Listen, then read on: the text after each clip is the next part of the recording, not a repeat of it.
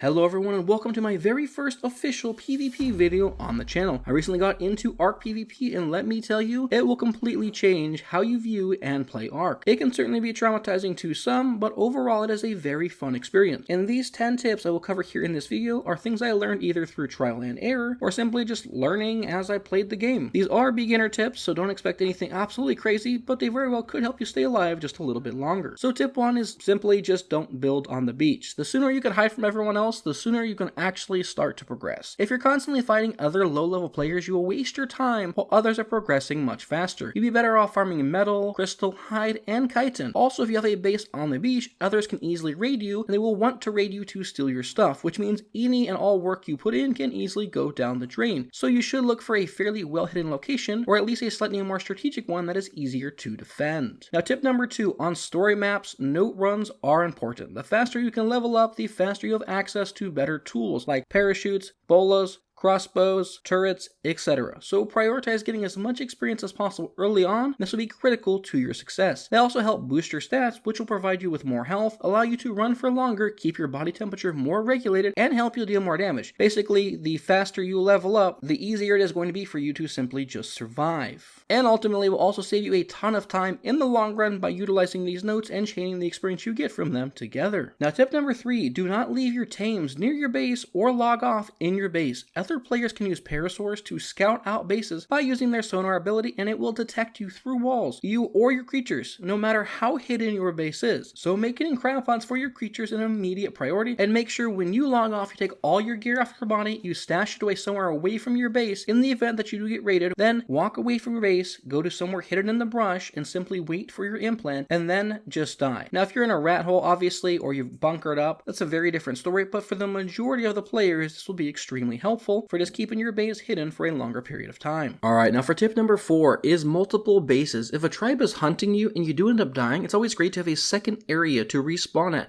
with a set of gear and even creatures like a PT or an RG to get back in the fight. If you lose one base, you do not want to lose everything. If you do not make a second base, at least have some extra armor, bolas, and parachutes crafted and available sleeping bags nearby to simply just respawn at. Now early on, the gear that you will always want to have on your hotbar are bolas, torches, stimberries, cooked meat, and parachutes. And then of course if you do have a bow or crossbow, that can be handy as well. And the reason for that is every single one of these items can save you in a bad situation. Bolas can be used to stop raptors, terror birds, and other players or PTs. Then when it comes to torches will actually scare away Troodons. Simply by having it, the majority of the time they will leave you alone. If they don't, simply whack them in the face and they will run off, basically granting you the ability to run past them without any concerns. Then of course cooked meat or any sort of water is obvious because you need to stay hydrated and you need to make sure you eat. And then for parachutes, if you're just going to be diving off one cliff or traversing the land, or if you do get picked with a PT, you will certainly want to have a parachute. Oh, and lastly are grapples. If you do get picked from an RG, you'll certainly want to have a grapple. You can grapple anything and everything with the grapple, and the moment you do, it will immediately make the RG release you and giving you the ability to reposition. Alright, now at this point in time, we are halfway through the video. If you are enjoying the video, then please consider leaving a like and subscribing for future Ark content. Alright, for tip number 6, this goes hand in hand with tip number 5, and this is talking about the food in the hunger meter. Later in the game, you'll have things like medical brews to keep you topped off and to heal you throughout fights. Early on, you don't have that as an advantage, so instead, when you start most engagements, keep your hunger bar as low as possible without actually starving. If you're not starving, you won't take any damage. The reason for that is if you start to take damage during the middle of the fight, every piece of cooked meat you eat will actually heal you by an additional 20 health. So if you go through and you get damage during the fight, it will continue to heal you only if your hunger bar is not at max capacity. The moment you get completely full, it will stop healing you, so start any and all engagements in the mid game or the early game with your hunger meter as low as seemingly possible. Alright, now tip number 7, do not pick a fight with every single person you see. It can very easily and very quickly become a massive distraction, and even worse, it's possible one of those players can have swamp fever. If you contract it, then curing it in the lower levels is no easy feat,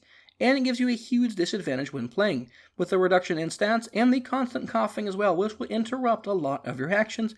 You simply just do not want to be in that situation. So if you see some weird glowing thing above their head and they don't have a lot of armor, just avoid that player. Alright, now tip number 8, when it comes to performing certain actions, consider the effects they will have. So you want to crouch when you're sneaking up on players, don't just run up on them. If you want to get a better view, scout them with the spyglass. Then also go through and pull out your bola from a distance so the players cannot hear you pulling it out or equipping it, as it does actually make a sound when you do that. And if need be, use the photo mode to scout the full surrounding area. You can see teams that are hidden, additional players, and even get a better understanding of the landscape that you're actually in. Basically, don't just jump into the fight blindly. Do your reconnaissance and make sure you have a better understanding of the kind of situation you'll be getting into prior to you engaging. Alright, now tip number 9, torches are your very best friend in the early game due to the percentage damage they do. They're almost always better than a spear or a club if used right. Clubs can knock players out, but it is very rare you would ever use a spear over a club or a torch. Torches go through and they actually ignore the percentages of armor that players have. So early on, if people start stacking armor, you can still utilize torches to go through and deal massive amounts of damage even if you're not fully geared up yet. Additionally, like I mentioned earlier, they're also great against Trudons, so make sure you always have a torch in your inventory for the early and even in the mid game. Alright, now tip number 10. The very best base tip to survive in PvP is to just skip thatch entirely and immediately start with wood, but very quickly transition to stone. You could almost skip wood as well. The moment you upgrade to stone, you will immediately remove so many different ways in the beginning that you can be raided. And if you start investing time into building any sort of base, and it is thatch and even wood for the most part, there's a good chance you will get raided and you are a very easy target. Know that when you build into stone, most creatures cannot damage stone and only a few explosive weapons can actually damage stone well, so you are severely protecting yourself simply by just taking the time to build a better foundation for your base. Now lastly is a bonus tip, but it also might be the most important tip. In PvP, you will be raided. It is bound to happen. Whether early on or later, it is a part of the gameplay cycle. There are so many measures like upgrading your base to stone and then metal, or hiding in a rat hole, or building turrets that can help protect you. But ultimately, there's always a chance you can and will get raided. In PvP, as much as it is about protecting what is yours, it's also about how well can you bounce back. Now that doesn't mean you have to jump straight back into the same server or even with the same people, but you can have sleeping bags nearby in your base so you can get right back into the fight. Don't immediately think just because you died that the fight is over. And if you do want to give up on the server entirely, find fresh servers that refresh every single month, or simply find ones that are with different players. You might just have a better experience. I can tell you the very first one I hopped on, simply just by not knowing anything, they had 7,000 days established. It basically meant there was pillar spam everywhere, the obelisks were not accessible, and you couldn't do anything in caves, severely limiting a lot of the resources you had access to. So if you had a bad first experience, don't think that means every experience is going to be bad. And yes, I do know that out there are some players in both PvE and yes in PvP that are just simply loud and make you think that that entire community is like that, and I can simply tell you that it's not. There's been countless players I have ran into who I knew absolutely nothing about. They killed me, I came back and simply just asked them for my stuff back, and they gave it back with no question asked. They just walked up and said, here you go. So they won the fight fair and square, and they were good sports. Not every player is an absolute jerk. Now lastly, I want to give a big shout out and thank you to Mapu from the channel's Discord server for joining me this weekend and playing some PvP with me. It made putting together this tips and trick video just a whole lot more fun, and made the progression of things so I could film the whole video significantly smoother and faster, so thank you. And if anyone else is interested in joining the Discord server, the link is down in the description. You can come hang out and ask whatever questions you have, or simply just see what I'm currently working on. And I'm not going to bribe you with giveaways because I am a father of 4, and that means that I'm promptly broke. But if you think it's cool and you just want to talk Ark, then come hang out. Alright, I'll see y'all next time.